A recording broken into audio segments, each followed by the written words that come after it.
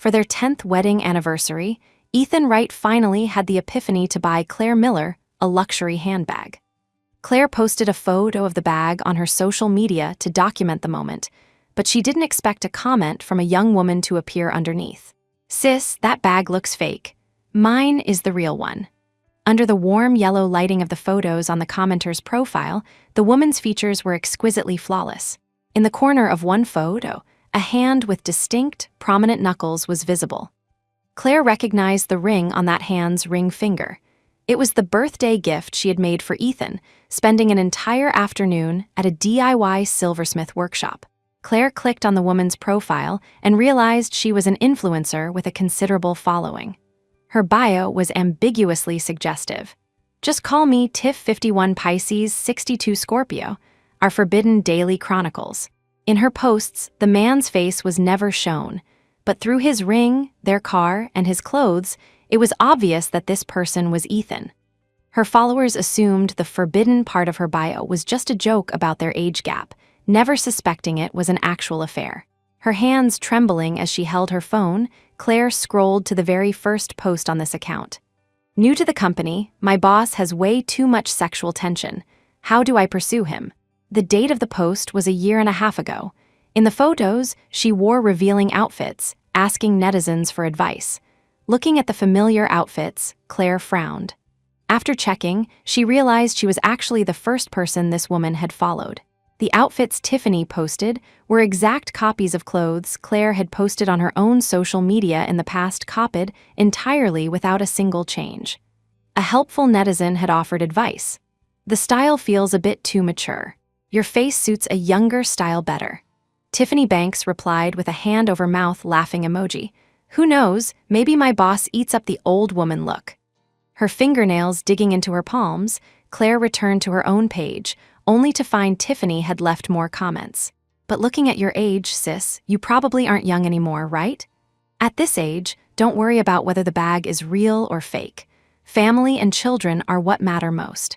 Even if your husband buys a fake bag, just consider it him being thrifty for the family." When she mentioned children, Claire almost subconsciously recalled the dark days of the previous year. Ethan's work had suddenly become very busy, while their daughter's health had deteriorated. Lily had suffered severe allergic reactions. Her little face would swell up unrecognizable, her body covered in hives, nearly sending her into shock. Claire had been running between the hospital and home, her nerves so tight she couldn't relax for a moment. Because of her frequent leaves of absence, she was fired from her company. From that time on, Claire had stayed home to focus on taking care of their daughter and Ethan. Lily's sudden allergies left Claire helpless. Countless times, Claire sent messages to Ethan, but they went unanswered. Claire watched her daughter crying uncontrollably as her hand swelled from IV needles. Lily would touch Claire's face with her little hand, asking when Daddy would come. Claire, looking at the unresponsive screen, would softly comfort her. "Baby, don't blame Daddy. He is working hard to make money for us." Claire had believed he was pulling all-nighters at the office revising proposals for their future. But now, post after post was destroying her trust in Ethan bit by bit. The nights they hadn't spent together were pieced together by these fragmented records, painting a diary of ambiguity belonging to Ethan and Tiffany. "I finally got my boss to ask me out, sisters. Any advice?"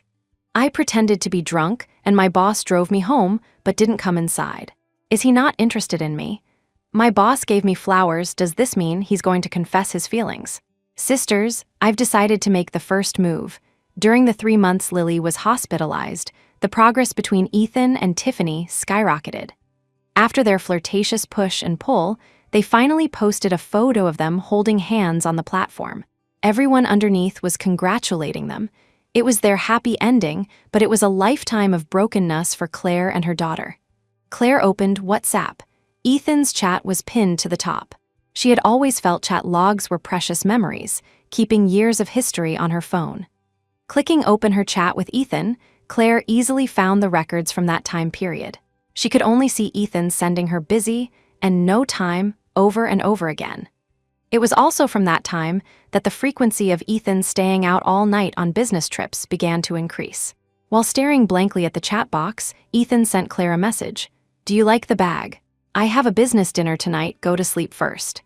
Business dinner again. She opened the chat search bar and typed in those two words. Over the past year and a half, his business dinners had more than doubled, yet Claire had never suspected him.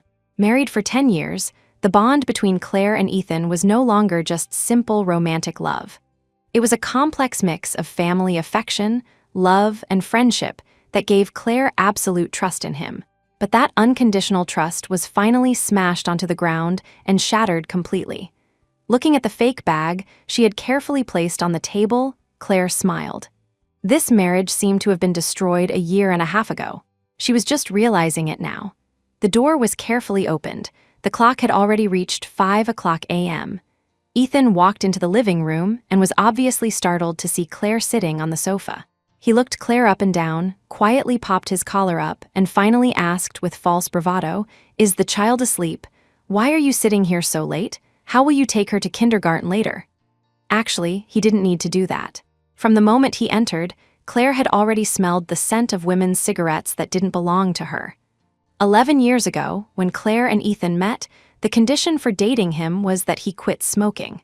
Claire had allergic rhinitis. The smell of smoke made her cough incessantly.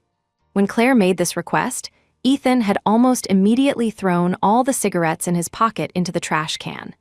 Not to mention, after Lily was born, he would shield Claire and their daughter behind him, even if he just saw a pedestrian smoking. But now he came home smelling of smoke.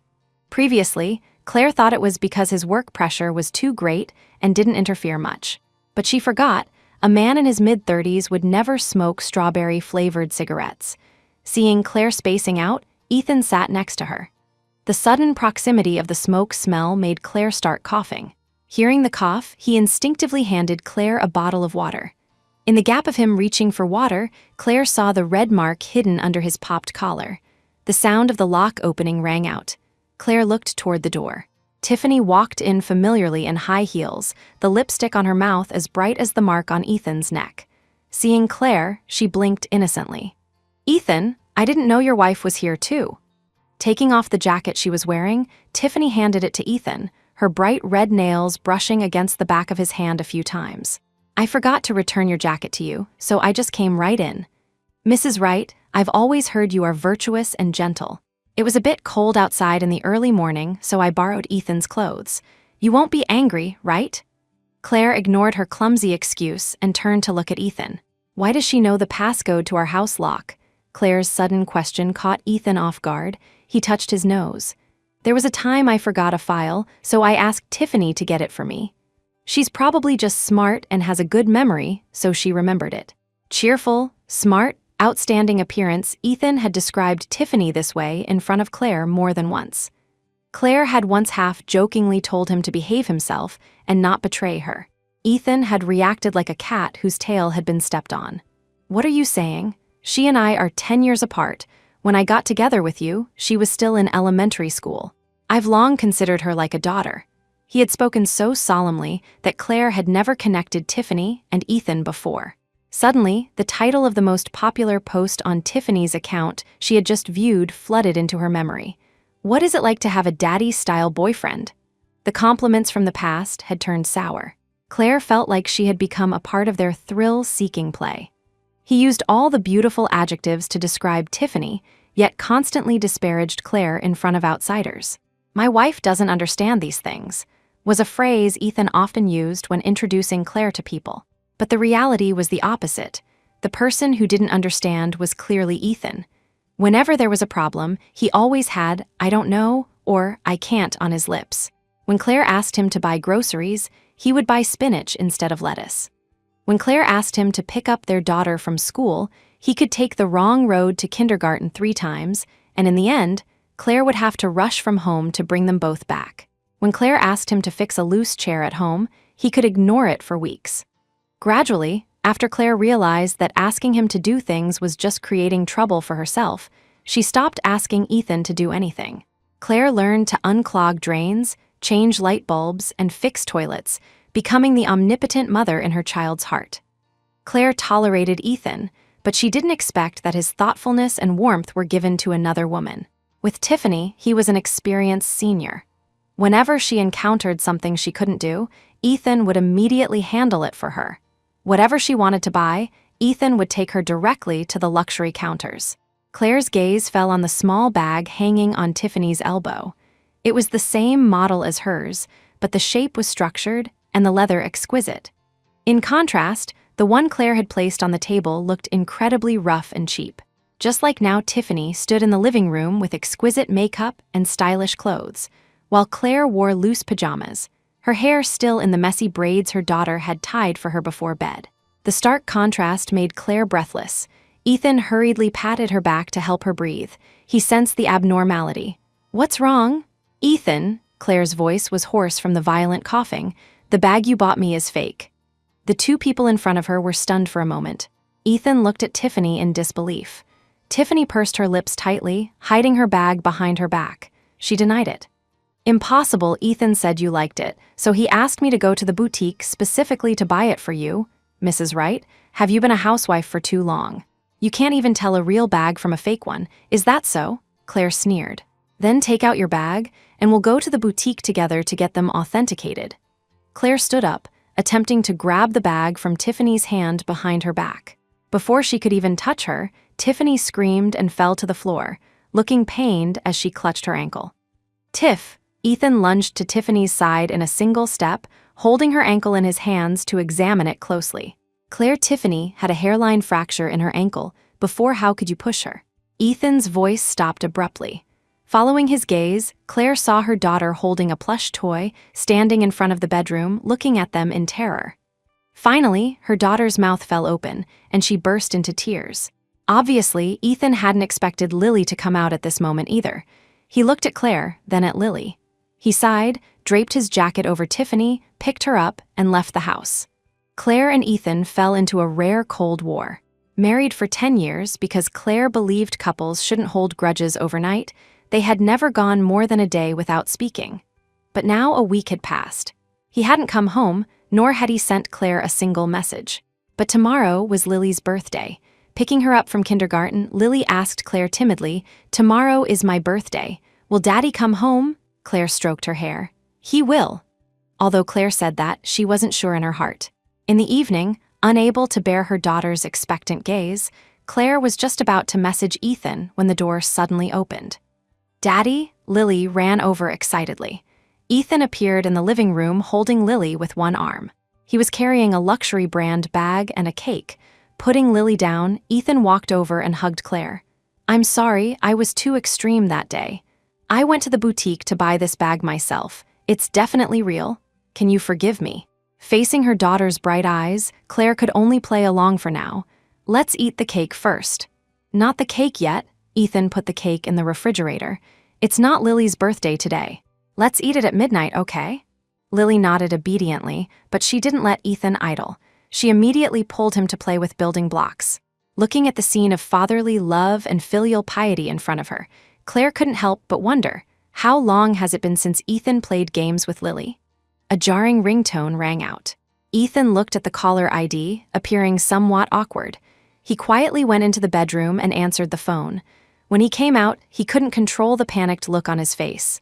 "The company, there's a meeting. I have to go," Claire said dissatisfiedly. "Since when do you have to go back for a meeting at midnight? Don't forget, it's Lily's birthday soon." Looking at his daughter's longing gaze, Ethan still bent down, stroked her hair, and said sorry to her. "I'll come back as soon as possible." Dropping this sentence, the door closed again. Lily's tears dripped onto the surface of the blocks. Her immature voice carried doubt. "Mommy, does Daddy not want us anymore?" Claire wiped her daughter's tears with a cotton tissue. "Lily, do you still want Daddy?" A notification popped up on the social media platform. The user Tiff, you recently viewed, has updated a post. "Late night surprise, my period came and my daddy boyfriend rushed over to take care of me." The accompanying picture was a view of a back busy in the kitchen and a cup of steaming ginger brown sugar tea. On the finger holding the cup was a familiar ring. The white background clearly showed the letter G engraved on it. The ring Claire had made for Ethan by hand was now worn on Tiffany's hand. She was even afraid Claire wouldn't see it, so she specifically shared this post to Claire via direct message. The ring was like her flag of victory, but love isn't a competition of who wins or loses. Before Lily was born, Claire and Ethan had been a harmonious couple. Ethan was the eldest son in his family and had been influenced by his mother since childhood, firmly believing he must carry on the family line. When Ethan discovered she had given birth to a daughter, he almost immediately asked the doctor when they could start preparing for another pregnancy. Upon learning that Claire could not conceive another life due to massive hemorrhaging, he gave her a deep, lingering look as she lay on the hospital bed. In the past, Claire didn't understand the meaning of that look. Now thinking back, after their daughter was born, he had become colder toward her. Although to outsiders they seemed as intimate as before, only she knew that Ethan had been silently distancing himself, starting physically. Claire comforted herself that this was a necessary path for middle-aged couples, but she didn't expect it was a signal of him unilaterally abandoning her. A message popped up on her phone. "Claire, come home quickly. Something happened to your dad."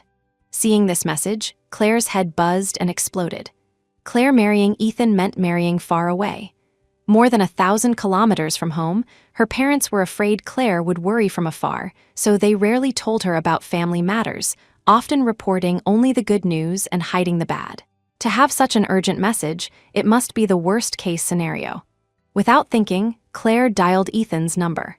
The ringtone in the receiver rang a few times, then stopped abruptly, replaced by the busy tone of a user on another call. When she called again, Ethan's phone was turned off. Stabilizing her emotions, Claire sent him a message. "My dad is sick, I have to go back. Lily needs to go to the hospital to have her teeth checked tomorrow. I need you to come back and take care of her for a few days." Claire waited anxiously for Ethan's reply. Finally, just as the sky was turning light, she got a response. "Okay."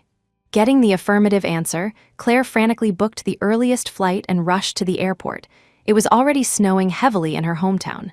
Outside was a sheet of silver, and everyone's breath turned into white mist. It wasn't until she got outside the terminal that Claire realized the clothes she had grabbed were pitifully thin. Her phone regained signal, and a barrage of WhatsApp messages overwhelmed her eyes. She clicked on the latest voice message her mother sent, but could only hear heart-wrenching crying. Unwilling to believe the truth, she dragged her luggage into a taxi and headed toward the hospital. After connecting a few calls, Claire controlled her trembling lips. "Driver, don't go to the hospital. Please drive to the funeral home." A line of tears slid down her cheeks. The warm tears brushed over her cool skin. A gash was also torn open in Claire's heart, constantly oozing acid. Seeing her father, who looked like withered wood at the funeral home, Claire realized she owed this family too much. Her mother said through tears, "Your dad wouldn't let me tell you when he was diagnosed. He didn't want you to worry out there. He wanted you to protect your own home first. But before he left, he was constantly thinking of you, calling your name. It's my fault. I didn't expect your dad's condition to deteriorate so quickly." Claire held her father's already cold hand, tears falling onto his withered skin. She hadn't been able to see her father one last time, nor could she protect her own small family. She was already a failed daughter. She didn't want to be a terrible mother, too. Lily woke up only to find a strange woman in the house. Tiffany was wearing exquisite makeup and painting her nails. The mixture of perfume and smoke on her body made Lily cover her nose. Seeing Lily's action, Tiffany was displeased. She reached out and pulled Lily in front of her. "Little girl, what does covering your nose mean?" "I don't like the smell on you," Lily said, her voice muffled by her hand covering her nose. "Where is my mommy?" "Your mommy?" Tiffany pretended to think for a moment, resting her head on her hand and speaking breezily. "She doesn't want you anymore." "You're lying," Lily looked at Tiffany angrily. "What do I have to lie to you for?" Tiffany reached out and pinched Lily's cheek. The wet nail polish left marks on Lily's face. "I'm your new mommy from now on." She looked down from above, mocking with an attitude of contempt. "Good girl, call me mommy." Lily pushed her hand away. She found her phone watch on the table. "I'm calling mommy right now, I'll tell her to kick you out." Just as Lily was about to dial Claire's number, Tiffany easily snatched the watch from Lily's hand and threw it into a glass of water. The watch face flickered a few times, then went dark. Lily took out the water-soaked watch and pressed it a few times, but there was no reaction. Her eyes instantly filled with a wet mist. "This is the birthday present mommy bought me, pay me back. Me, pay you back." She took the broken watch, threw it heavily onto the floor, and stomped on it repeatedly. The watch screen shattered, and the internal parts were easily visible. Lily screamed and tried to rescue her watch from under Tiffany's foot. A glimmer of excitement flashed in Tiffany's eyes. She lifted her foot, and her high heel stomped ruthlessly onto Lily's fingers. The tender fingers instantly turned red. Lily tried to push away with her hand, but the high heel didn't budge.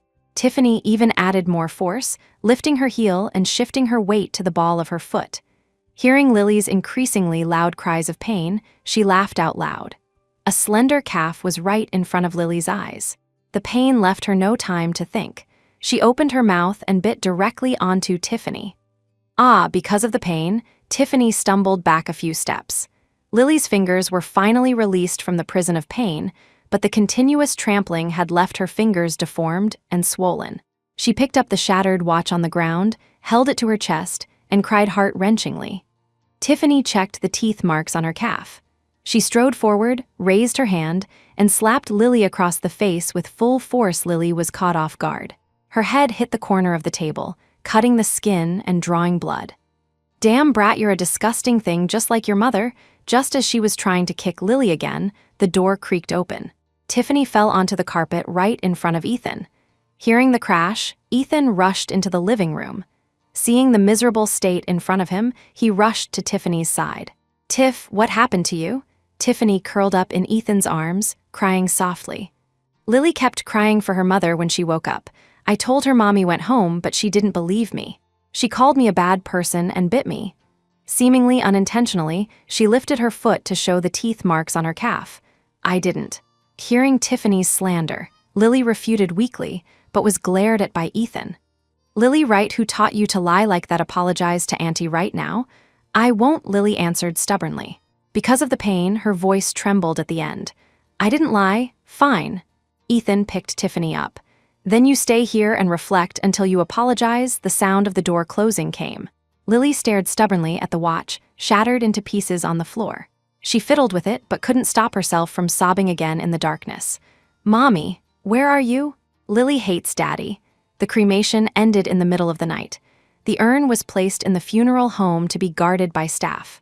Claire returned home with her mother. She was exhausted, tear stains still on her face. She told her mom to shower and rest while she sat on the sofa and dialed Ethan's number. "Claire, Dad is gone." After saying this sentence, Ethan fell into a rare silence for 10 seconds. Already cremated. The other side obviously breathed a sigh of relief. "Then I don't need to come over, right?" His tone of relief stung Claire's nerves, but she didn't have the energy to argue with him right now.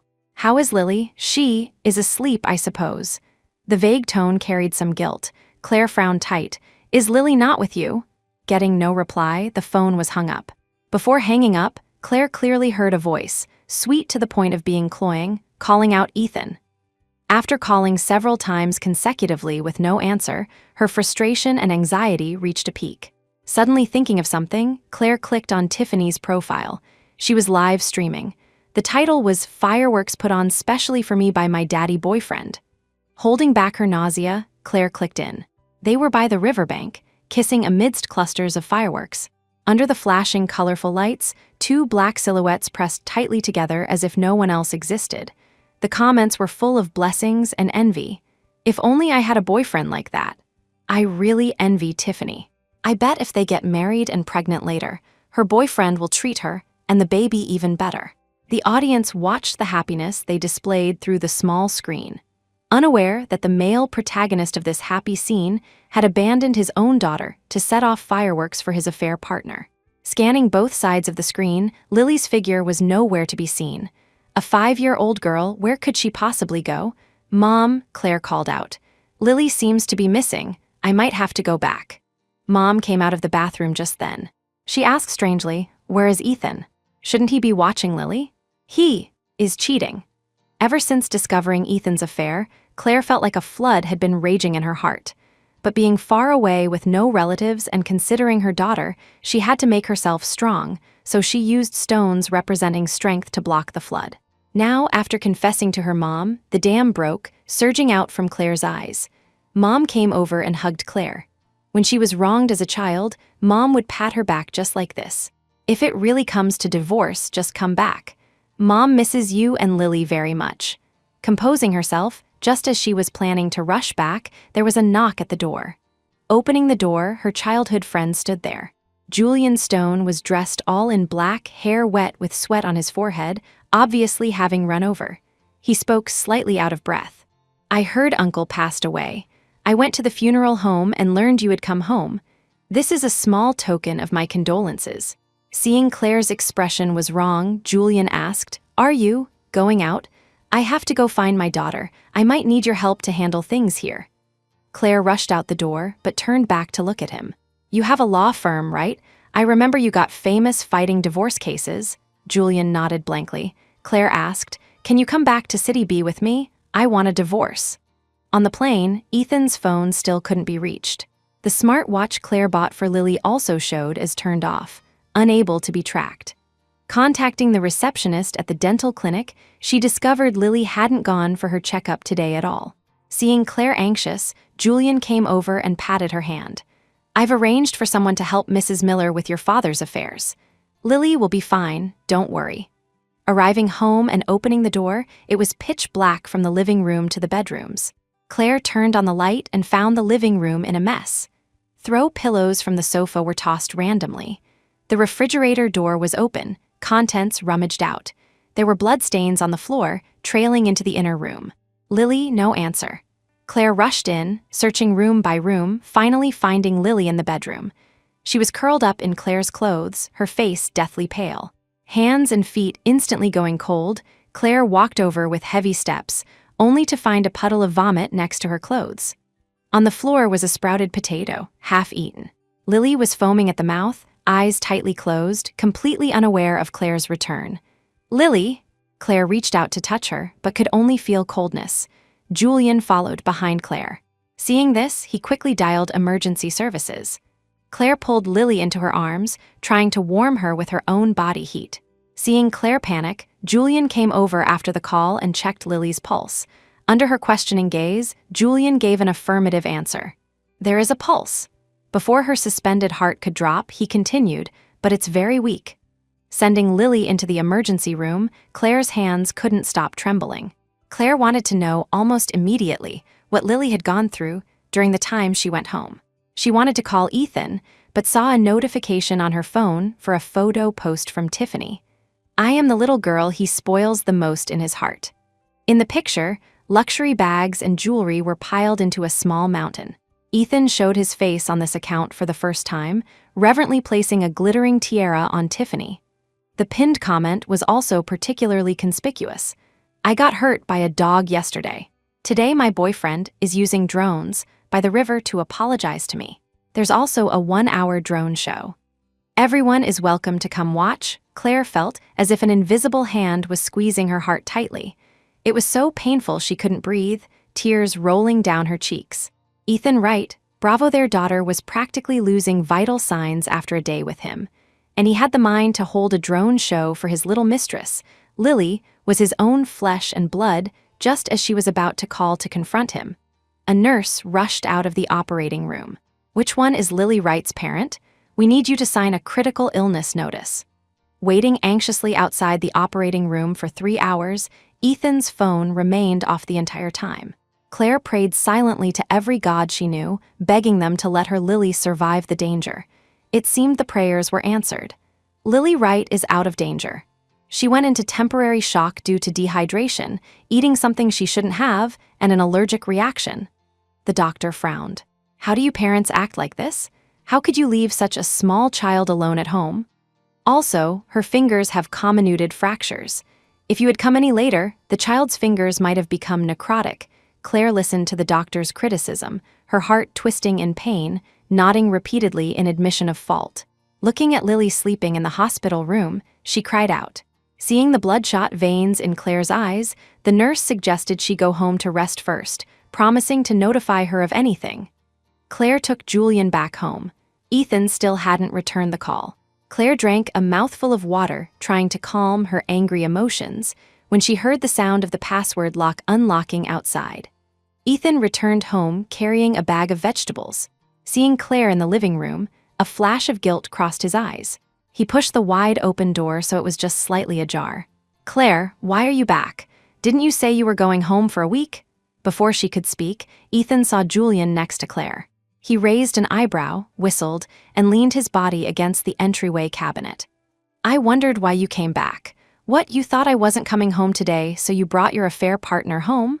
Truly, dirty people think everyone else is as dirty as them. Claire looked straight at Ethan, not missing the flicker of secret joy in his eyes, as if he had finally caught something on her. Clearly, before they got married, she had taken him to meet all her friends and relatives back home, and Julian was naturally among them. Although she introduced them properly, Julian and Ethan didn't get along then.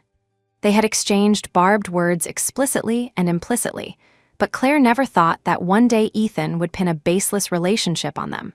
What nonsense are you talking about? Claire glared at Ethan. I haven't even settled the score with you about Lily yet. If you want to settle the score, do it now. Ethan laughed. He smashed the vegetables in his hand onto the floor with a loud crash. The tomatoes inside scattered everywhere, juice splashing on the floor, shockingly red. Claire, you're stealing men outside and bringing them into our home. Was your dad dying also a lie you made up? Did you go back just to have a little parting makes the heart grow fonder moment with him? Smack. Ethan's face was slapped to the side by Claire. His skin was naturally pale, and Claire used her full strength. 5 finger marks slowly emerged on his face. Whether my dad is dead or not, why don't you go down there and see for yourself? Julian and I are open and above board. A straight spine doesn't fear a crooked shadow. We are absolutely not the kind of relationship you think. The one with the truly shameful relationship is probably not me, but someone else, right?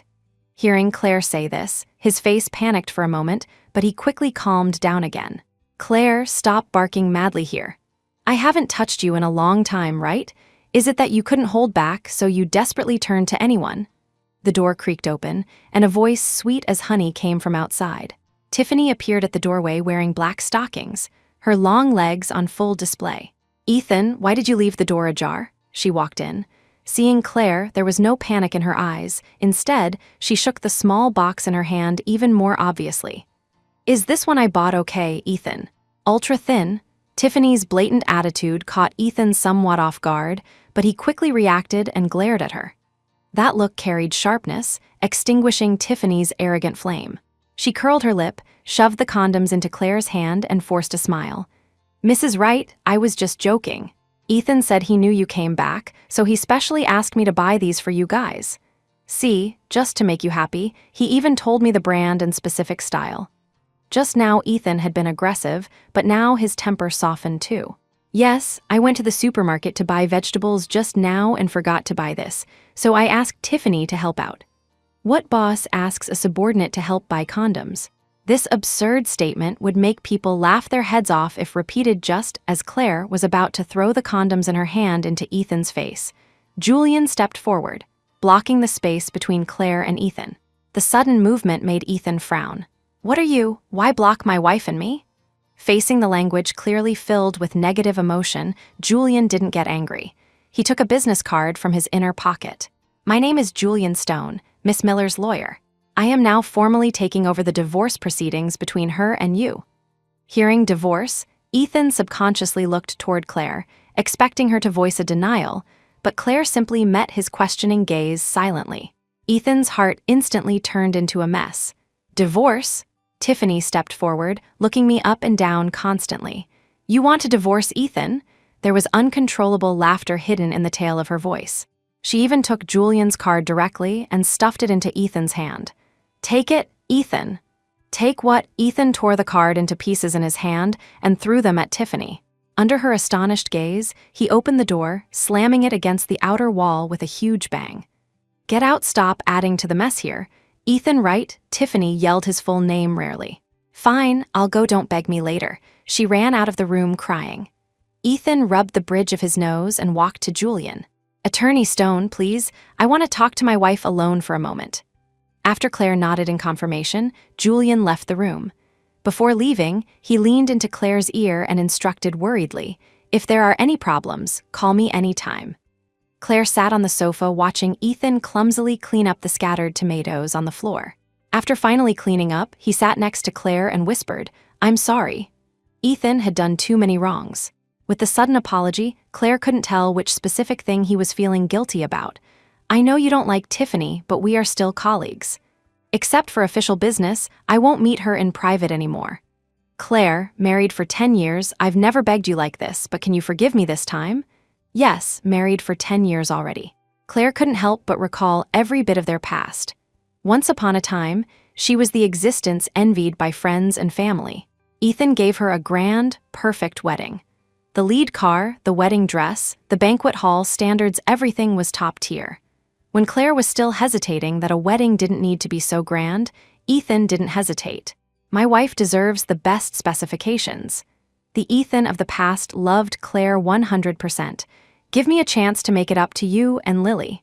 You don't want Lily to become a child of a single-parent family, do you? Tears slid from the corners of his eyes, his voice trembling. Mentioning Lily, the image of that small figure on the ventilator in the hospital room appeared in Claire's mind. It's not up to me. Claire gritted her back teeth, trying to enunciate clearly. It depends on whether Lily forgives you. Ethan arrived at the hospital and saw the pale-faced Lily. It was as if all his strength had been drained. He knelt on the floor, slapping himself repeatedly in regret. It's all my fault, it's all my fault, his face quickly swelled up. But the pain he inflicted on himself couldn't offset the harm Lily received in equal measure. After asking the nurse, who indicated family could enter, Claire left Ethan outside and entered the ward first. Mommy, seeing Claire, Lily's mood obviously improved a bit. Where did you go? Did you not want Lily anymore? Lily hadn't recovered yet and shouldn't get excited. Claire kept patting Lily's back to calm her down. Mommy went home to see Grandpa. I didn't abandon Lily. It's Mommy's fault. Mommy should have told Lily in advance. Can Lily forgive Mommy? Lily wiped her tears with her hand, speaking gently. I never blamed Mommy anyway. Seeing Ethan pacing back and forth by the window, Claire turned the topic back. Then does Lily blame Daddy? Daddy is right outside the door. Does Lily want to see him? Mentioning Daddy, Lily's little hand holding Claire's fingers tightened abruptly. Time passed in silence. Just as Claire decided to message Ethan to tell him to go back first, Lily spoke. I want to see him. As Ethan entered the ward, Lily gripped Claire's hand even tighter. She looked at Ethan warily. Ethan felt somewhat guilty under that gaze, but mostly remorseful. He sat next to Lily. Lily scooted a millimeter toward Claire. Lily, Daddy was wrong. Can you forgive Daddy? Because Daddy made a mistake, Mommy wants to separate from Daddy. Can Lily plead for Daddy? Lily lifted her small face to look at Claire. Not expecting Ethan to mention the divorce to Lily, Claire's expression looked a bit ugly. Then, can that auntie not appear anymore? She won't appear anymore. Getting Ethan's affirmative answer, Lily gently shook Claire's arm. Mommy, you told me when people make mistakes we should give them a chance to correct them. Let's give Daddy a chance. Since Lily said so, under Ethan's expectant gaze, Claire nodded slightly. Just this once, Ethan. Claire emphasized, don't fail us again. Absolutely not. Ethan planted a kiss on Claire's cheek. I swear. Ethan stayed in the ward with Lily. Claire went to the corridor and dialed Julian's number. The call connected quickly. Claire, did something happen? No. Claire looked at Lily, whose smile was slowly unfolding in the ward. The matter of me divorcing Ethan, pause it. The silence on the other end made Claire suspect she had accidentally hung up. Claire, are you sure? Julian's voice carried some fatigue. He put Lily in the ER. And the shady business between him and that colleague has obviously been going on for a long time. Are you really going to tolerate it? Julian, Claire's voice carried some anger. It's not just about me anymore. I have a child. He is Lily's father after all. And before my dad passed away, he hoped for my family's happiness. I want to take them back to mourn during this period. After a few seconds of pause, Claire heard Julian sigh slightly. All right then, how soon can Lily be discharged? I'll help you book the tickets. As your childhood friend, I will also attend Uncle's funeral. A week later, Lily was finally discharged. Claire's family and Julian arrived at the airport after a simple rest. The atmosphere on the way wasn't exactly relaxed. Lily had just recovered, but this morning Claire received a call that her mother, overwhelmed by grief, hadn't eaten on time and fainted at home. Fortunately, she was discovered in time and sent to the hospital. Although Mom repeatedly emphasized it was just low blood sugar, Claire's heart remained suspended in midair. They brought several suitcases to the airport this time. Besides the daily clothes for the three of them, there were supplements for Claire's mother. We'll buy things for Dad near the cemetery. Let's not check this bag of daily necessities, we'll take it on the plane. Ethan arranged things methodically. This scene reminded Claire of the year they were preparing to get married. When she was preparing to take Ethan home, she was even more nervous than Ethan. But under his clear and logical arrangements, Claire slowly relaxed her tense nerves. It wasn't until they held hands on the plane and fine sweat seeped from Ethan's palms that Claire realized she wasn't the only one tense. 10 years passed, and Ethan's way of handling things remained consistent. Did that mean that 10 years later, the person Ethan chose would still be her? Claire looked at Ethan for too long, staring until he felt uncomfortable. Ethan pulled her into his arms. "Why do you keep staring at me?" Taking a deep breath, Claire burrowed into Ethan's jacket. The clothes inside no longer smelled of the strawberry cigarettes from before, replaced by the scent of the family-sized laundry detergent she always bought. "Nothing. Don't disappoint me, Ethan." Claire didn't hear his reply, but instead heard her daughter making shame sounds. Poking her head out of Ethan's jacket, Lily dragged her finger across her face. "Mommy is so big, but still acting spoiled with daddy shame on you. Uncle Julian is still here." Realizing her behavior was indeed somewhat inappropriate, Claire smiled apologetically at Julian. However, Julian frowned tightly as he looked at the terminal information. Claire, our flight seems to be delayed." Hearing this, Claire walked quickly to the display screen and abruptly saw her flight marked in red. No, not just her flight. All flights to City A were marked red. The staff explained, "Due to weather issues, we cannot take off temporarily. We can only wait."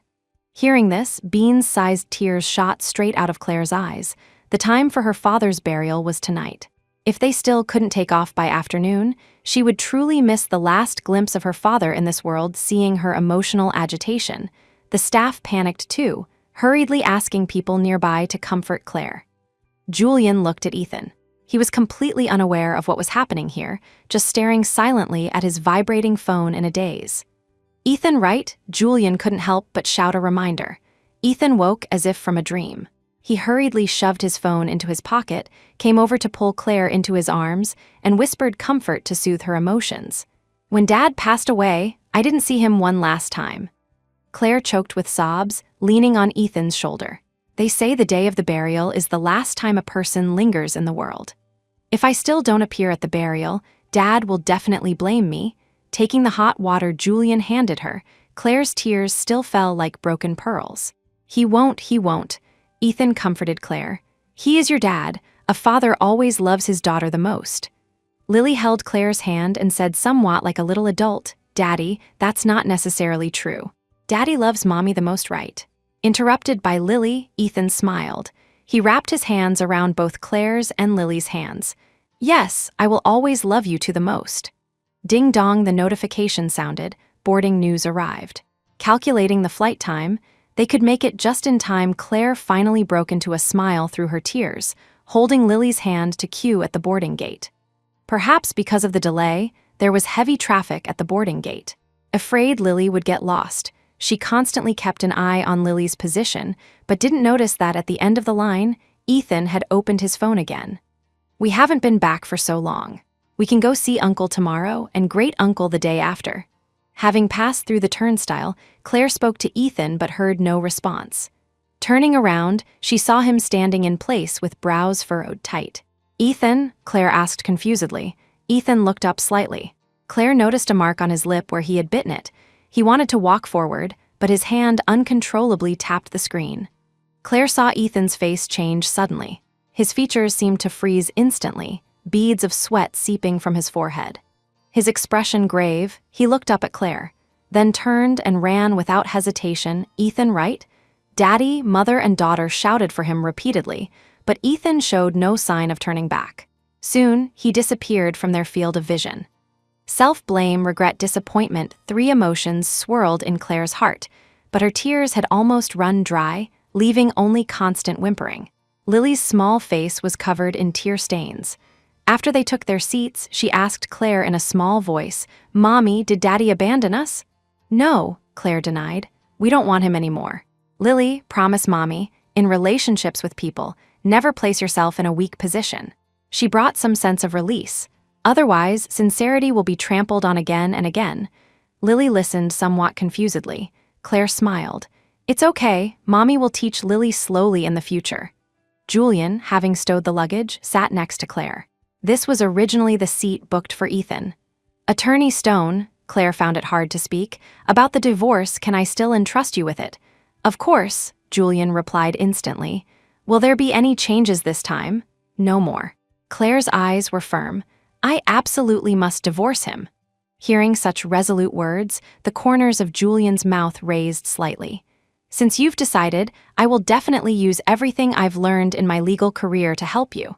The plane landed. Claire took a scarf out of her small carry-on bag and wrapped it around Lily. Realizing her own scarf had been put in the checked luggage, she shrank her neck. Just as she was preparing to lead Lily to the baggage claim, Claire felt a layer of softness wrapped around her neck. She turned. Julian had wrapped a scarf around her. I just bought this. I felt it suited you. After speaking, holding Lily with one hand and the luggage with the other, he slowly walked toward the baggage claim. Mrs. Miller was already waiting early at the cemetery entrance. Seeing the three of them, Mrs. Miller looked behind them discreetly. Confirming Ethan hadn't come, she sighed and grasped Claire's hand tightly. Let's go. The process of burying her father wasn't complicated. Everyone present watched quietly. After the relatives came and went, Mrs. Miller pulled Claire aside. She spoke earnestly. You've been an adult for a long time. You can handle the propriety of many things yourself. But marriage is a family matter. It involves not just you and Ethan, but also Lily. It's best to ask for Lily's opinion. After talking with her mom, those words lingered in Claire's heart. In the evening, Lily was eating a roasted tangerine prepared by her grandma. The stove sizzled. Only Claire and Lily were in the living room. Pursing her lips, Claire spoke. Lily, if Daddy and Mommy separate, would you agree? Lily tore off a segment of tangerine and put it in her mouth, cheeks instantly puffing up. She spoke somewhat indistinctly. I agree. Daddy always makes you sad and left me alone at home. Then after separating, will you go with Daddy or Mommy? Lily's eyes widened. She quickly swallowed the tangerine in her mouth. With Mommy, of course. You will want me, right? The little person in front of her spoke confidently, but was unsure on the last few words. Claire placed another tangerine on the stove. Of course. As long as Lily chooses Mommy, Mommy will absolutely love Lily and protect Lily. Hearing the satisfactory answer, Lily grinned. After Lily fell asleep, Claire tiptoed outside and dialed Julian's number. After a few rings, Julian's slightly groggy voice came from the receiver. What's wrong, Claire? Remembering she had troubled Julian too much recently, Claire felt somewhat embarrassed. Nothing, sorry to disturb your sleep so late. The sound of glasses being unfolded and put on came through the receiver. Did something happen? Do you need me to come over? No, Claire hurriedly said. I just wanted to ask if you could produce a divorce agreement as soon as possible. Of course, I'll bring it to you tomorrow. After bidding good night, Claire hung up the phone. She wrapped her thick clothes around her and looked at the sky, dotted with stars. Tomorrow would surely be a sunny day. The next morning, Claire was woken up by noises outside. Looking at her daughter still sound asleep, she quietly went out, closing the bedroom door tight behind her. Mrs. Miller was on the balcony, hands on hips, shouting down at something. Claire felt puzzled. She poked her head out and saw Ethan. He was holding bags big and small, shouting up, Mom, open the door, Mrs. Miller said grumpily. You're calling me affectionately now. Why didn't you come yesterday to see your dad off on his final journey? I really had something to do yesterday. Ethan felt somewhat guilty, but he turned and saw Claire looking out. A flash of joy crossed his eyes. Claire talked to Mom, forgive me this time, let me in, splash. A large basin of water poured down from the sky. Ethan was soaked from head to toe. He wiped the water off his face. What do you mean by this? What do I mean? Mrs. Miller scoffed. It means closed to guests. With that, Mrs. Miller slammed the balcony window shut, leaving the soaked Ethan standing downstairs. However, by noon, Ethan still had no intention of leaving. A thick layer of snow had accumulated on him, stubbornly waiting for Claire to come down. The afternoon sun would rise soon, and the neighbors would come out to sunbathe. Not wanting complications, Claire went downstairs. Seeing Claire appear at the building entrance, Ethan's eyes instantly lit up. He wanted to take Claire's hand, but was afraid his frozen hands were too cold. You brought clothes, right? Hearing the question, Ethan nodded. Find a hotel and change your clothes. Meet me at that coffee shop nearby at 2 o'clock. Ethan arrived at the coffee shop half an hour early. When he saw Claire inside, the stone in his heart dropped. At least she was willing to see him. He broke into a smile, unaware that right now, Claire had nothing but thoughts of divorce in her mind. You stood downstairs for so long. What exactly did you want to say? Claire put the coffee Ethan brought aside and asked with a frown. Claire, I know you're still angry, but the situation that day was truly urgent. Before boarding the plane, I received a photo from her friend. She drank until she got a stomach perforation and was hospitalized. You don't know, she's practically skin and bones these days. Her wrist is as thin as a coin now. Listening to his incessant rambling, Claire suddenly regretted agreeing to come to the coffee shop to talk. Was she here to listen to how difficult things were for Tiffany? Impatiently, Claire interrupted Ethan. Why do I need to know? Did you run all this way just to tell me this? Ethan's eyes turned slightly cold. Claire, are you really such a person with no compassion? Don't you know Tiffany's parents ignored her since childhood? She has always lived a hard life hard. How did this man have the nerve to mention the word hard in front of her? I ask you, Claire took a deep breath, what were you doing in October the year before last? Ethan frowned, seeming to think seriously about Claire's question. Why do you ask this? That was so long ago, do you even remember? I remember. Tears slid down Claire's face. That day, Lily had a fever of 104 degrees. I called you, but you told me you were on a business trip. When I took Lily to the hospital, she was already near a coma. I was running around the hospital, registering, paying fees, and taking care of Lily. It wasn't until the nurse touched my skin that she realized I also had a fever. She took my temperature, 100 degrees. The nurse asked if the child's father could come over to help. I couldn't help crying in the hospital. Ethan, called by name, he looked up at Claire somewhat helplessly. Tears hung on the woman's face, her lips trembling. Wasn't I having a hard time? Hard. Of course you had it hard. Realizing he said the wrong thing, he hurriedly tried to make up for it. But wasn't I on a business trip too? I was also striving for our family's future. Were you really on a business trip? Claire asked in a low voice. Meeting Ethan's gaze, she shook her head slightly. Do I need to tell you what you were doing at that time? She took out her phone, pulled up the screenshot from Tiffany's social media profile from earlier, easily found the post from that time period, and handed it to Ethan. I asked my boss out, sisters, give me some tips. In the picture, Ethan's face was blurred, but anyone familiar could recognize him at a glance. He was holding a wine glass, sitting with Tiffany in a chic lounge bar, a half-eaten dessert by his hand. Ethan, at that time, you were cheating. No, it's not what you think. I didn't know she took photos at that time, Ethan argued palely. And I never knew she started an account like this. This isn't about one photo or one account. Claire smiled bitterly. It's that your heart was taken away. On my birthday this year, do you remember where we went? Ethan hurriedly said. I remember. Every year for your birthday, we spend it together. This year, we went to that newly opened shopping center in the city center. After recalling carefully, he added affirmatively, I stayed by your side the entire day. You took me to eat a cake. Following Claire's words, Ethan seemed to return to that day too, looking happy. I remember that cake was especially delicious. It was indeed delicious. That was the cake shop Tiffany recommended to you. Ethan's smile froze on his face. He wanted to refute, but saw Claire hand him another screenshot. My boss took me to eat at the cake shop I recommended, super delicious. I wondered how you knew which one was good and which was bad the first time you went. Claire took back her phone. Turns out you had already eaten there with someone else. We've been married 10 years, Ethan. I never thought our marriage could accommodate a third person. For 10 years, I managed the household, and you never said I had it hard.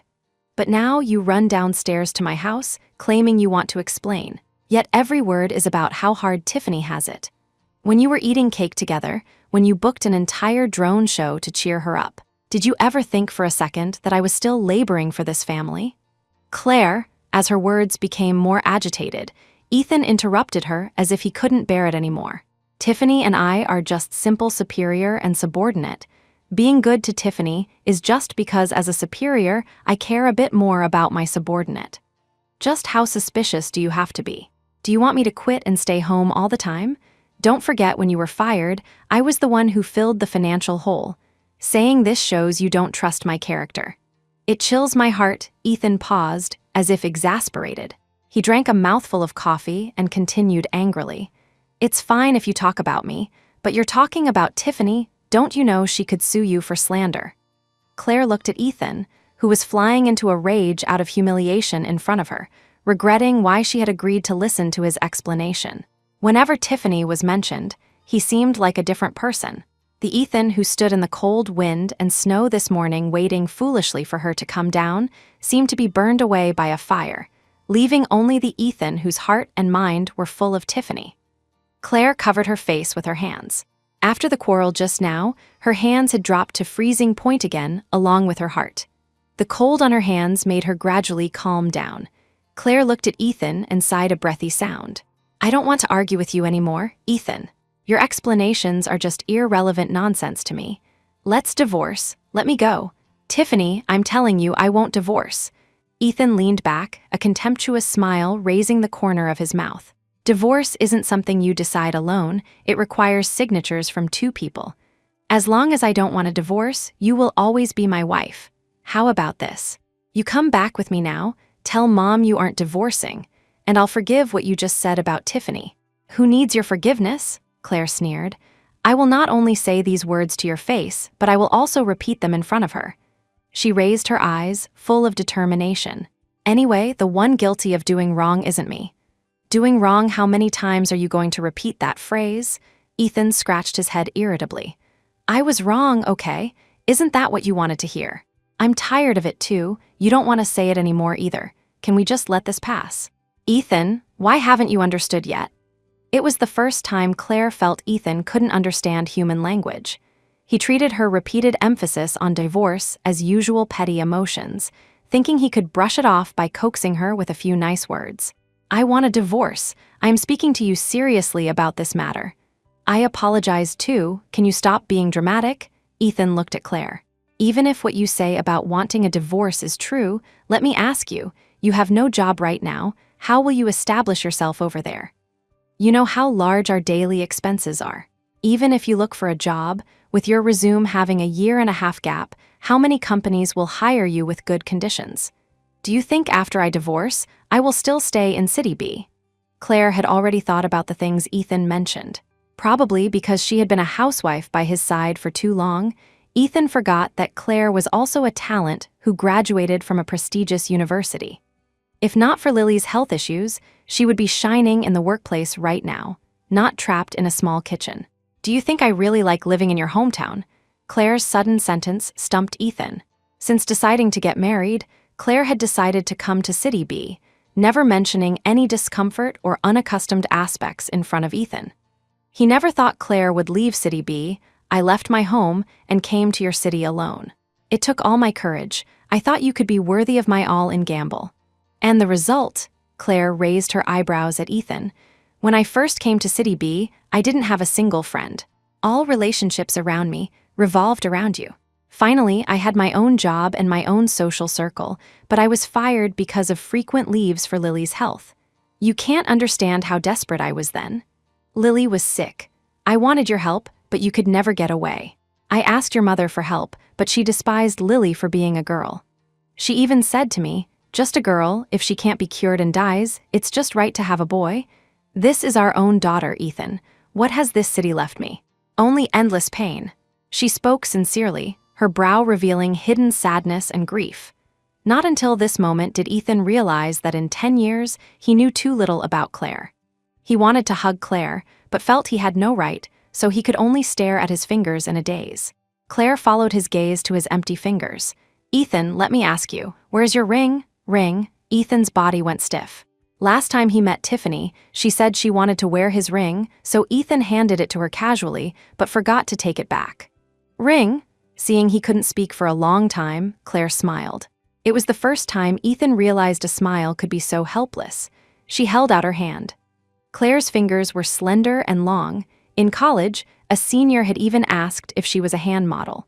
But now, a scar appeared out of nowhere at the base of her index finger, conspicuously obvious on her artwork-like hand. "This is the scar left by a mistake I made when making the ring." Claire rubbed the raised scar tissue, speaking breezily. Just because you said intention is what matters most, I ran to the workshop and spent an afternoon making that ring. But I didn't expect you could give it away so casually. Intention is very important, Ethan. Seeing Ethan staring at the scar on her hand, Claire pulled her hand back. But I gave it to the wrong person. You don't deserve my sincerity. Ethan looked at Claire in panic. In the past, whenever he made eye contact with Claire, he could always feel eyes full of love. But now, Claire's eyes held only distance and weariness toward him. Don't, Claire. Ethan looked at her frantically. We can start over. I was truly wrong before, please forgive me. I gave you a chance once. Did you forget? After Claire spoke, Ethan remembered the chance he had personally destroyed last time. In the marriage, Claire gave Ethan too much love. Because the love was too much and too full, Ethan forgot that a person's indulgence has limits. Heart feeling like a piece had been dug out, Ethan had to gasp for air to calm his emotions. CL, Claire. Before Ethan could finish speaking, he was interrupted. Looking up, he saw Julian standing by the table, smiling politely. Julian sat down next to Claire. I went to your house. Auntie said you were here, so I came over. He took out the prepared documents from his bag. This is the divorce agreement, 2 copies. Are you two ready to sign now? Divorce agreement? Ethan picked up the stapled papers on the table, reading each clause carefully. The more he read, the tighter his brow furrowed. Finally, he exclaimed directly, I leave with nothing. Julian nodded with great professionalism. We have obtained sufficient evidence of your infidelity. If you do not agree to the terms of the divorce agreement, we will take legal measures. Ethan looked at the agreement in his hand, then at the 2 people sitting side by side across from him. He sneered, raising his hand and tearing the agreement into pieces. You guys had this divorce agreement ready long ago, just waiting for me to come so you could scheme against me, right? Claire, what face do you have to say I cheated? Ethan prepared to throw the shreds of the agreement into her face, but Julian controlled his wrist a step ahead. Huge pain struck, causing Ethan to let go. The shreds scattered on the table. He struggled to throw Julian off. You pair of adulterers, this was premeditated, wasn't it? You must have been secretly hooking up since we got married. You formulated this whole plan. Wait for me to come, then say a bunch of stuff to make me feel guilty, and finally want me to leave with nothing. You're just after my money, Ethan cursed nastily, but Claire knew he was just counter-biting.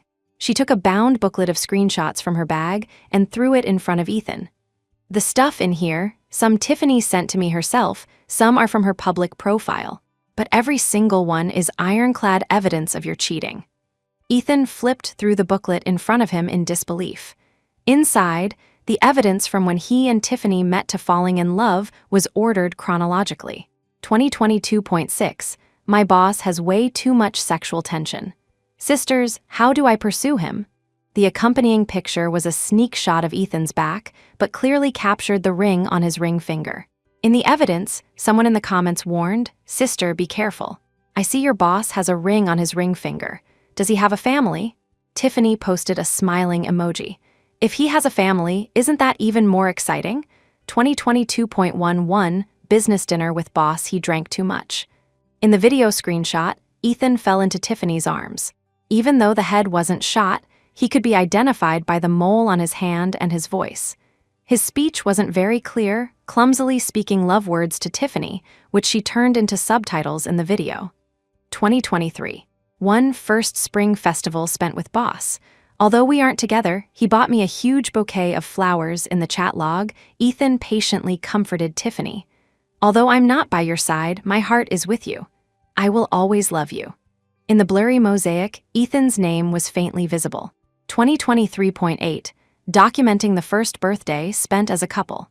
By then, Ethan was already wearing the ring I made by hand, but Tiffany thought it was some mass-market ring style and photographed it without taboo. Reading this, fine sweat was already seeping from Ethan's palms. Seeing Ethan stunned, Claire asked, Well, these are all things you've done, right? Then you say Julian and I have an affair, that we are adulterers. Do you also have a booklet like this, bound with evidence of us cheating? Sipping the coffee by her hand, the spoon clinking against the cup rim with a crisp sound, Claire cleared her throat. If there is no evidence, aren't you rumoring and slandering us? Julian is a young man who isn't married yet. Being spoken about like this, his reputation will be unclear. Ethan ground the paper hard with his hand. In his grip, the paper twisted and shattered, but the contents clearly presented the fact of his cheating, unable to be denied in the slightest.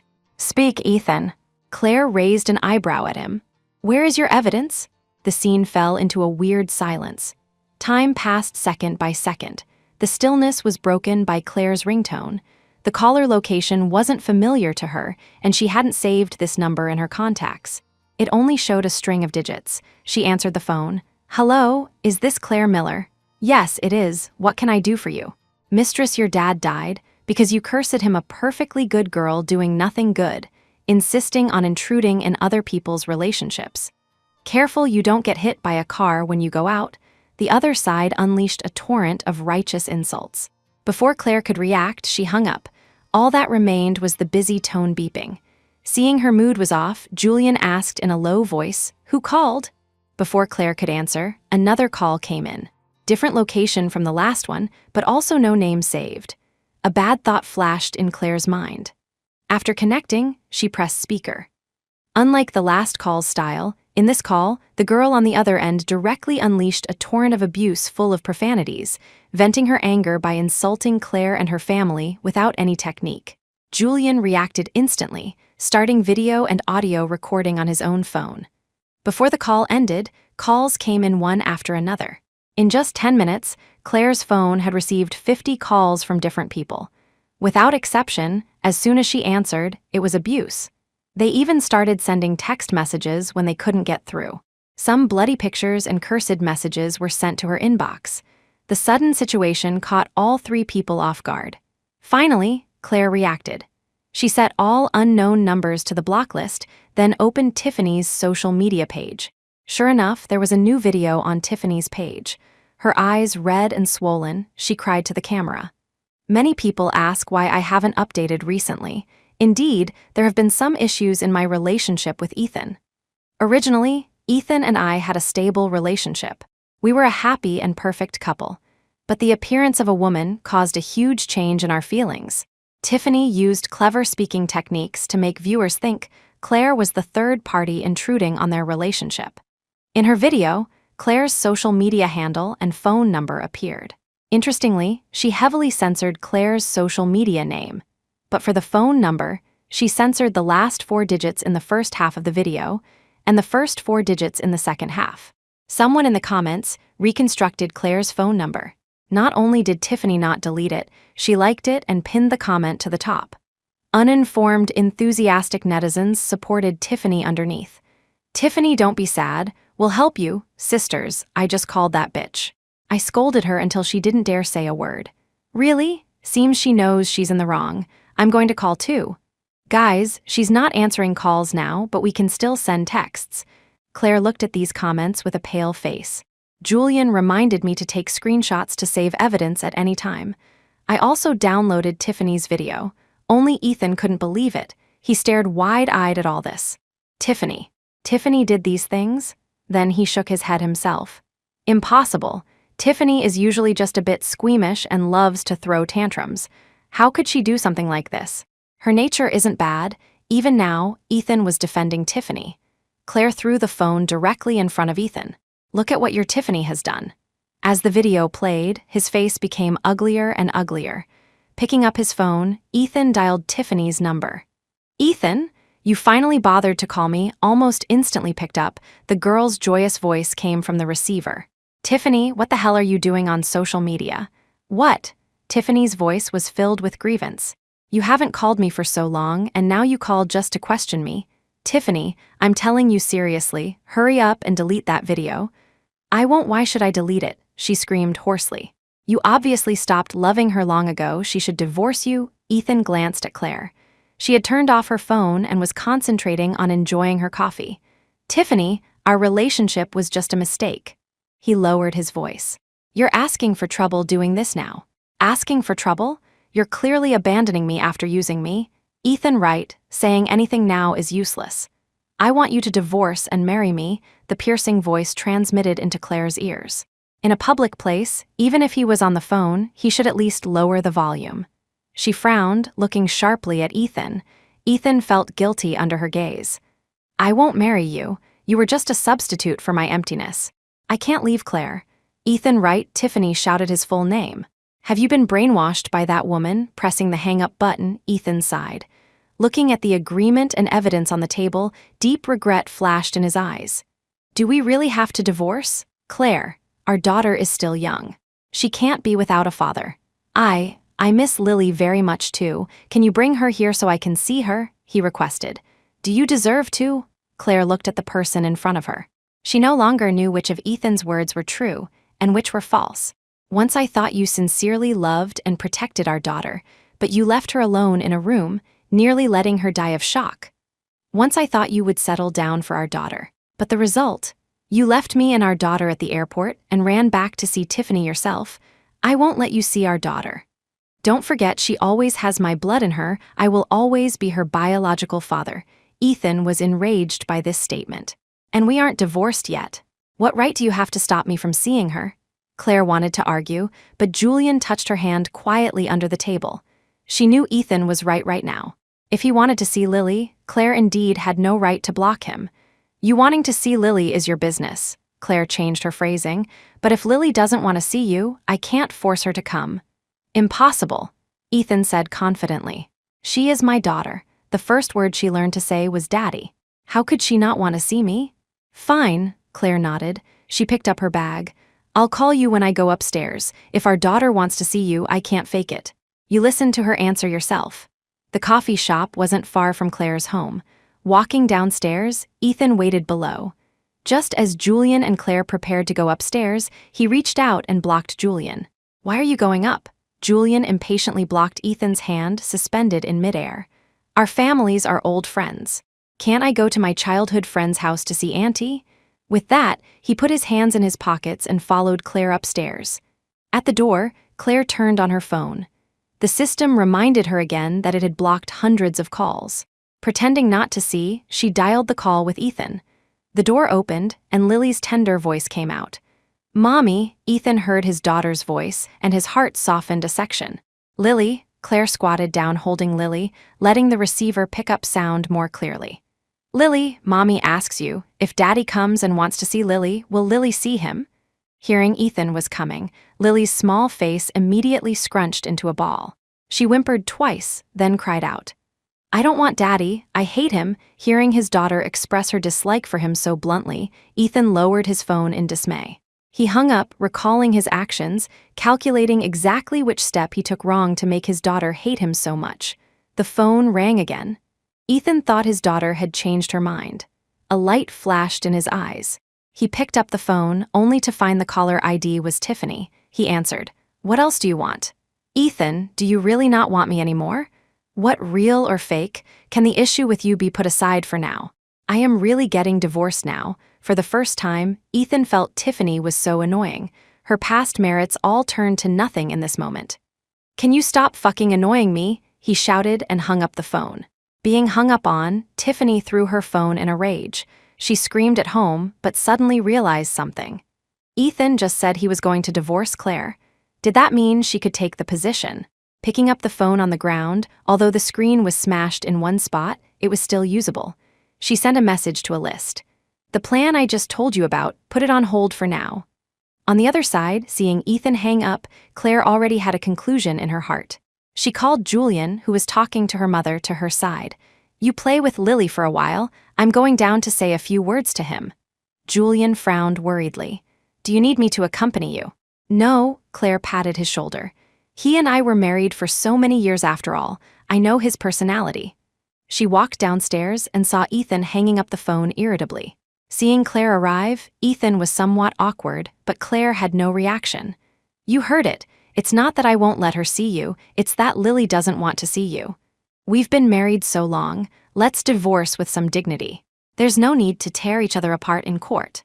She handed Ethan the divorce agreement, still the one where Ethan leaves with nothing. Sign it. As his name landed on the agreement, Ethan felt the reality of his marriage ending for the first time. Regardless of being outside or being seen, he shed tears just like that. Claire picked up the agreement preparing to go home, but was held back by the hand by Ethan. In the future, if I still want to see you. Sensing it was inappropriate, he changed his words. Want to see Lily? Will you still let me see her? Looking at the hand on her wrist forcing a pull, Claire felt uncomfortable. Lily is still your child after all. I will work on her psychologically. When she is willing to see you, I will naturally contact you. The shackles on her hand disappeared. Ethan's hands hung at his sides, swinging weakly twice. I understand. The next day, the notarization of property preservation for the divorce required both spouses to be present. Looking at the details of assets in the preservation document, just as Ethan was about to sign, his vision suddenly focused on a line of text. He looked up in surprise and asked Claire, Genesis, you guys are still running it? Genesis was the first enterprise Ethan started from scratch, but due to lack of experience at the time, it stagnated. Although he liked it very much, he had to let go helplessly. Just as he intended to cancel the company, Claire saw his pain and actively proposed to take on the legal person role of the company. If there were any problems, she would take responsibility. Let her try to run it, and if it still didn't work, then cancel it. 9 years passed. Ethan had long forgotten this company to the heavens, but he didn't expect Claire to preserve it. Seeing you valued it so much back then, I didn't want you to be sad, so I appointed someone to help. In the beginning, the losses were indeed terrible. I used my own performance bonuses to fill the family's economic gap so you wouldn't find out. Now the revenue is okay. I plan to tell you after Father's funeral.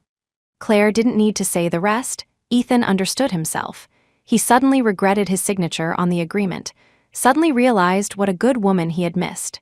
Claire, only after calling out did Ethan realize what he was doing. Facing Claire's inquiring gaze, he swallowed as if making a determination. If I am willing to move to your hometown here, can we try again? Ethan, right. Hearing Claire call his name, Ethan answered hurriedly. Calls like this were becoming fewer and fewer. Still immersed in the happiness of being named, the next second he heard Claire ask, Have you lost your mind? Unexpectedly hearing such a sentence next, he was somewhat sluggish. Claire sighed and handed in the preservation document. She faced Ethan. Why do you want to move here? This is your life. Don't say it's for me. Neither of us should change the trajectory of our lives for anyone. It took me 10 years to understand this principle. Seeing Ethan unable to speak the next sentence for a long time, she smiled too. I actually took what you said seriously. Anyway, you couldn't possibly come. You are a mama's boy. Never expecting the term mama's boy to be pinned on his head, Ethan was somewhat agitated. How am I a mama's boy? Before you even realized it, you were subconsciously doing things following Auntie's thinking. Since they divorced, Claire changed the address too. When I first gave birth to Lily, you asked the doctor how long until we could prepare for pregnancy again. You are just like your mom, despising Lily for being a girl. Not expecting this matter to be buried in Claire's heart for so long, Ethan explained, You really misunderstood me, Claire. Did I not know you had a massive hemorrhage? I was right outside the delivery room. I signed the papers. It's just that my mom hadn't arrived yet. She didn't know the situation was so critical and would definitely force me to have a second child. Old people only listen to doctors, so I deliberately asked that in front of my mom. I really didn't expect you to mind this matter for so long. He finished what he wanted to explain in one breath, but didn't notice Claire's face getting darker and darker. Back then, you told me your mom arrived just as I was wheeled into the delivery room. Why do you say now she wasn't there when signing? Ethan, was our marriage a lie? He wanted to explain more, but was interrupted directly by Claire. No need to say any more. It's not important. The agreement was submitted, and the divorce formally took effect. Divorce certificates were issued to both hands. Claire held the divorce certificate carefully, while Ethan put the divorce certificate directly into his pocket, unwilling to look again. If marriage is a cage, Ethan used to be the one holding the key.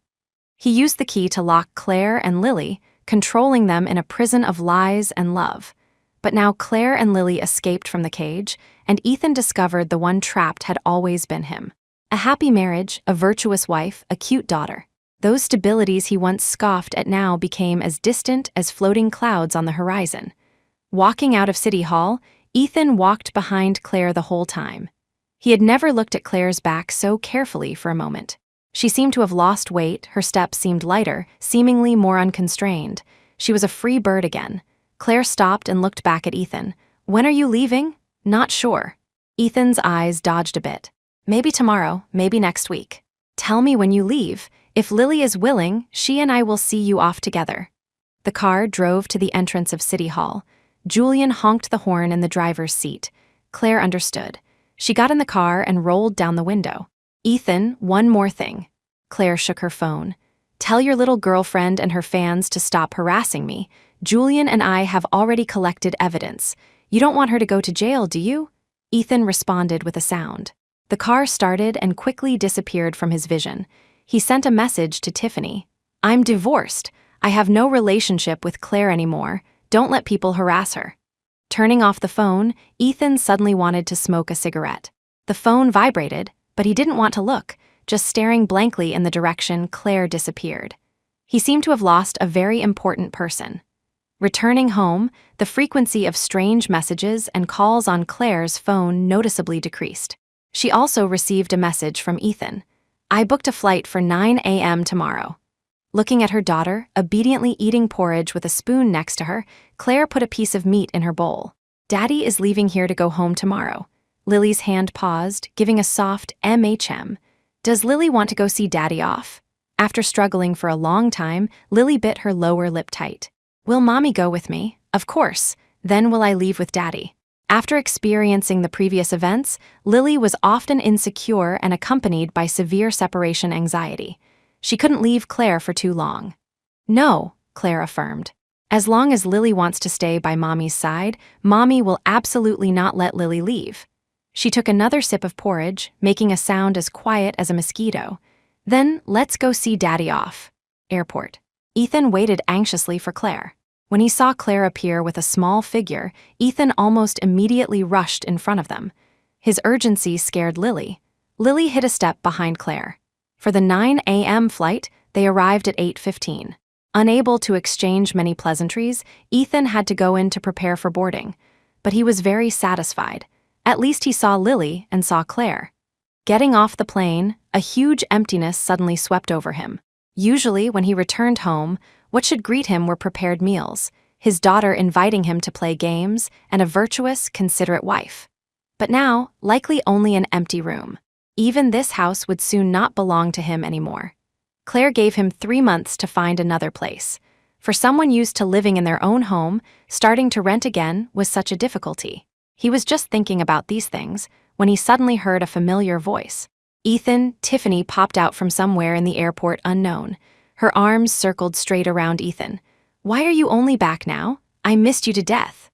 Ethan had never felt the smell of smoke and perfume on a girl was so pungent. He pushed Tiffany away with his hand. How did you know I was coming back at this time? Tiffany twisted the ends of her hair and blinked at him. I have my ways, of course.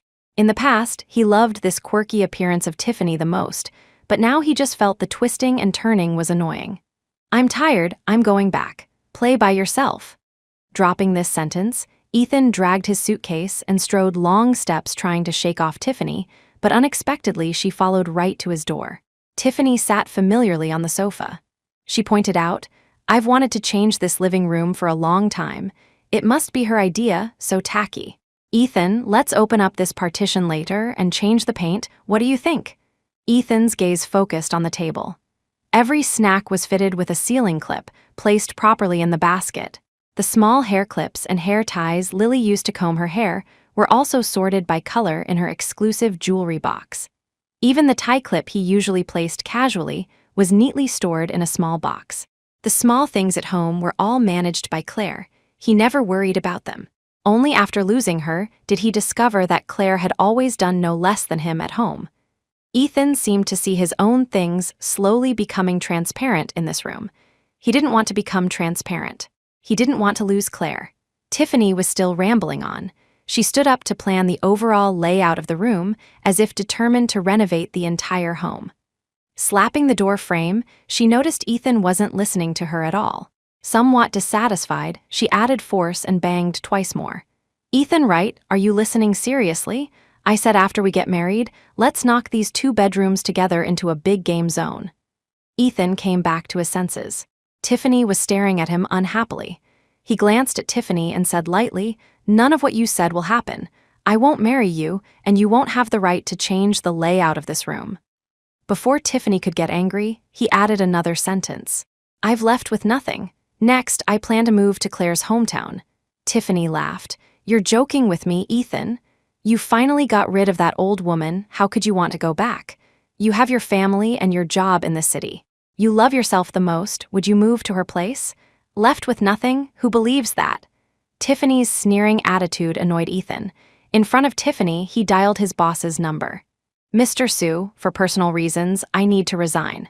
Although the boss tried to persuade him, Ethan's mind was made up. After hanging up, he immediately bought the earliest ticket back to Claire's hometown. Under Tiffany's dumbfounded gaze, Ethan said stubbornly, We are over. I'm going to win Claire back. When Ethan appeared in front of Claire again, Claire thought her eyes were playing tricks on her. Her daughter was eating candied hawthorn. Her hair got stuck in the sugar, and she was crying and fussing for Claire to help untangle it. Seeing the situation, Ethan hurried forward. He used the hot water he carried with him to slowly melt the sugar, carefully wiping Lily's hair clean. After Lily realized it was Ethan wiping her hair, she shivered subconsciously, ignoring her still dripping hair, and hid behind Claire. Seeing his daughter's wary gaze toward him, Ethan realized how deeply he had hurt Lily before. Claire protected Lily behind her. Why are you back again? I resigned. Ethan's eyes were firm. I will stay here until you accept me again. After meeting Ethan, Claire saw a bouquet of flowers at her door every day. Sometimes there would be a card on it, handwriting obviously written by Ethan himself. Over time, Claire got used to various things being left at the door. But today, she saw a black box at the door. Subconsciously, Claire thought it was something sent by Ethan again. Opening it without defense, the spray device inside released red fake blood plasma, soaking her all over. The plasma dripped down her face. Claire felt a person suddenly rush out in front of her. The sensation of foreign matter in her eyes already made her uncomfortable, and the person in front kept flashing a camera light at her eyes. Tiffany was right, you slut really live here. No need to tell you this, the visitor said grumpily. I'm just enforcing justice for having a perfectly good girl doing nothing good. Insisting on ruining other people's relationships should be splashed with dog blood. Hearing the hissing sound of spray paint cans, the woman started spraying something on the wall.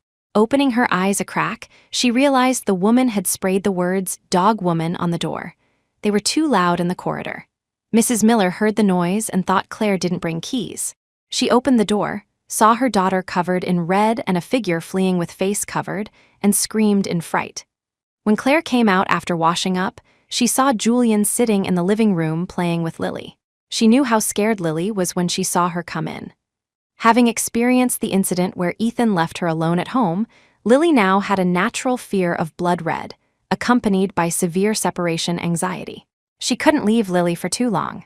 Originally, Claire was prepared to comfort Lily for a long time when she came out, but unexpectedly Lily's emotions had stabilized. Seeing her come out, Julian put away his smile. Lily, you play outside with Grandma for a while. Uncle and Mommy have things to discuss. Claire's heart tightened again, afraid Lily would feel she didn't want her, but Lily just nodded, stood up, and went to find Mrs. Miller in the kitchen. Julian smiled. Don't worry, Lily is stronger than we imagine. Coming to the balcony, he explained, the vegetables at the supermarket were very fresh today, so I bought some to bring over. Just got here and heard Auntie say you were splashed with plasma. Do you know who that person was? Turning on her phone, Claire opened Tiffany's homepage. She hadn't updated for a long time until yesterday when she posted, Any sisters can help me. Chat in the group for details. Creating a new alt account, Claire and Julian entered the group. The password to enter the group was also very bizarre. Claire Slut. The group was very lively, laughing and clamoring. Sister, beautiful job, dealing with this kind of person deserves this. Scrolling up, the picture of Claire splashed with plasma was conspicuously placed in the group. In the picture, her expression was terrified, covered in plasma. Pinned at the top was a zip file. After downloading and unzipping, Claire's hands and feet went cold. Inside was almost all of her information. Her name, residence, places she usually went, and when she would go home were listed clearly. Even her social network was made into a diagram. There was even a spreadsheet inside titled Activity Schedule. The first item that caught the eye was, Wait for her to come home, splash her with dog blood. Someone in the group asked doubtfully, why aren't the two new people talking? Could it be that slut? Claire sent a laughing emoji. How could it be? She should still be washing the blood off her body right now. Seeing that expression on her face in the picture makes me happy. Such people who inverted right and wrong actually had believers supporting them. Claire clicked on the profiles of the group members and found that they had all been cheated on by their partners to some extent. They hated such people, so they aimed their spearheads at those women who destroyed happy lives, but didn't notice that in this crusade, the men had completely made themselves invisible. Keeping all the evidence, Claire found her marriage certificate and divorce certificate.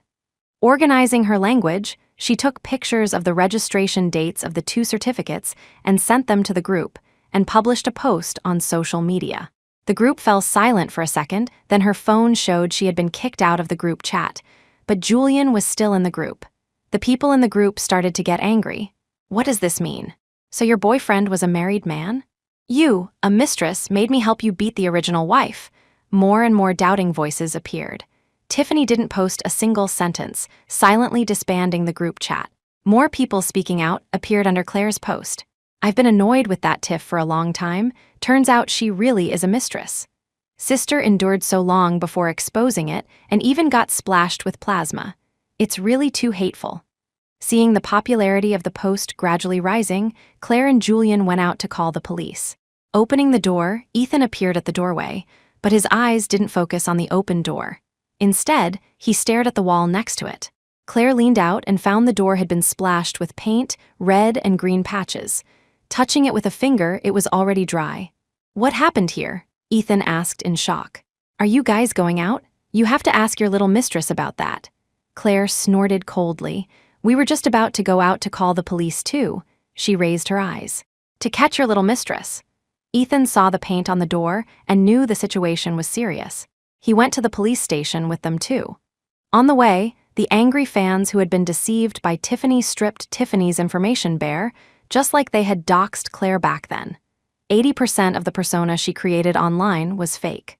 Tiffany didn't graduate from a prestigious school, nor did she have a wealthy family background. The exquisite life she lived was even partly funded by embezzled public funds, and her real name and address had nowhere to hide. Just like when she doxed Claire, now she was becoming transparent on the internet. Arriving at the destination, Ethan subconsciously prepared to take Claire's hand, but she walked into the police station side by side with Julian. The police understood the sequence of events. They were initially troubled by the cross-province factors and not knowing Tiffany's specific information, but when Claire placed the information netizens posted about Tiffany in front of the police, they understood. They contacted the police in City B to arrest Tiffany. The matter was roughly settled. Under the clarification post, Claire updated the follow-up, giving an explanation to those netizens who spoke up for her. Walking out of the police station, Claire realized Lily had followed too. Mrs. Miller followed behind. Lily insisted on coming to protect you, so I brought her. Seeing her daughter running over after not seeing her for a long time, Ethan opened his arms, wanting to embrace his daughter. But her daughter bypassed him, throwing herself directly into Claire's arms while smiling and talking to Julian. Uncle Julian, did you protect Mommy well? Of course. Julian made a fist. Uncle Julian is very strong, able to protect both you and Mommy at the same time. Ethan looked back. That harmonious and beautiful picture made it seem like they were the family. He put his hand in his pocket, touching the ring he made himself. It seemed the plan had to be advanced. 3 days later, Claire received a call from the police. Tiffany's case had been accepted. Her massive slander of Claire online, leaking Claire's personal information causing damage to Claire's reputation, instigating people to splash paint and plasma at Claire's door, as well as embezzling company assets. These actions constituted disorderly conduct and embezzlement. Tiffany was sentenced to 3 years in prison with a 2-year probation. Her social media accounts were also banned due to involvement in improper conduct. After the call ended, Claire took a deep breath. No one expected this matter to end in such a way. Unknown when, Lily moved to her feet. Mommy, was it the policeman uncle calling you? Yes, the bad person received the punishment she deserved. Claire squatted down and patted Lily's head. After the scab fell off the place where Lily's forehead was hit before, a small, inconspicuous scar remained. Previously, she demanded hair clips to cover it, but these few days she let the scar show. Seeing Claire staring at her scar, Lily was a bit shy. Uncle Julian said this is my medal. Medal? Yes, Uncle Julian said this is my medal for being a brave kid, and told me brave kids can't depend on mommy too much. Only by having independence can I become an adult like mommy and Uncle Julian. Turns out Julian had done so much psychological work on Lily where she couldn't see. She felt Lily becoming more cheerful and energetic. Previously, Claire only tried to make Lily avoid the harm she received before, but forgot to teach her the courage to face the pain. Uncle Julian is right. She rubbed the scar. Our Lily is becoming more and more independent and brave. The phone rang. Claire frowned seeing the caller's name, but answered the call anyway. Hello, Ethan, is there something else? Since returning from the police station, Ethan still delivered gifts relentlessly every day. Even if Claire told him it wasn't necessary and not to send anymore, new things would still appear at the door the next day, and there was even a share for Lily. Ethan's voice carried some fatigue. Are you free tomorrow? Can you come out for a bit? Ethan, Claire had lost count of how many times she said this sentence to him, it's impossible for us. This is the last time, Claire. If you still don't want to see me after tomorrow, I absolutely won't pester you again. Sighing, Claire finally answered, all right. Getting the meeting address, Claire vaguely felt it was familiar but couldn't recall. When she got there, she realized it was the place Ethan proposed to her back then. He proposed on the grass. At that time, there was a long red carpet, surrounded by balloons for atmosphere, and friends and family blessing them all around. It was the same setup, just missing the friends and family blessing them. Only Ethan stood alone in the center of the venue wearing a suit. Seeing Claire arrive, he smiled and led Claire to the ceremonial hall. Ethan knelt on one knee. He took out an exquisite ring box. Opening it, there was a plain silver band. Claire, I was bad before. I made this ring myself by hand. Only after going to the workshop to make a ring myself did I know how precious the one you made by hand for me back then was. I was really a jerk before, trampling on your sincerity. Now I have realized my mistake. Please come back to my side. Looking at Ethan's slightly trembling hands, Claire sighed and shook her head. Just as she was about to speak words of rejection, she heard Julian's anxious shout. Claire, dodge! The roar of an engine stimulated her eardrums. Claire saw Tiffany driving a car straight at them. The man who had just been kneeling devoutly in front of her discovered this sudden situation and immediately hid alone under the platform nearby. Julian ran from the distance, pulling the still stunned Claire toward the emergency exit.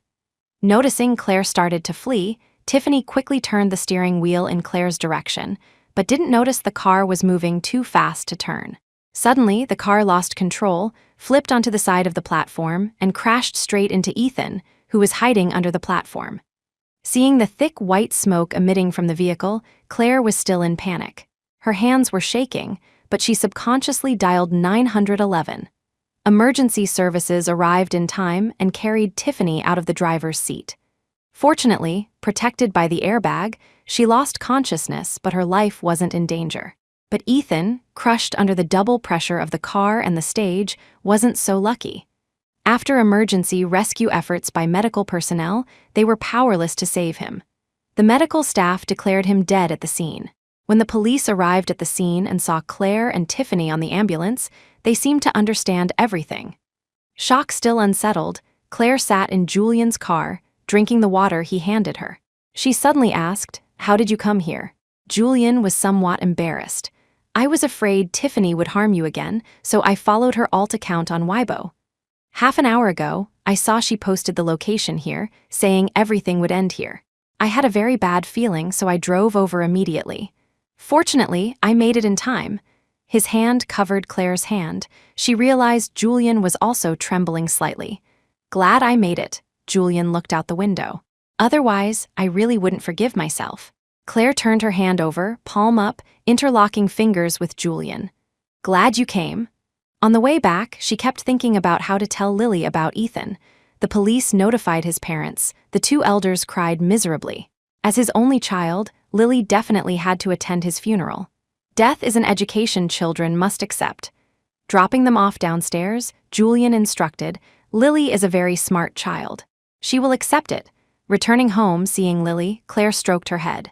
"Lily, Daddy went to a very far place. We are going to see him off on his final journey tomorrow." Lily seemed to understand, but not fully. "Is it the same place Grandpa went?" "Yes," Claire comforted her. "Although Daddy did wrong things sometimes, in his heart he will still always be concerned about and protecting Lily." The funeral ended. Julian came to pick up Claire and Lily. Everything finally came to a close. They held hands together. It seemed a new chapter had begun.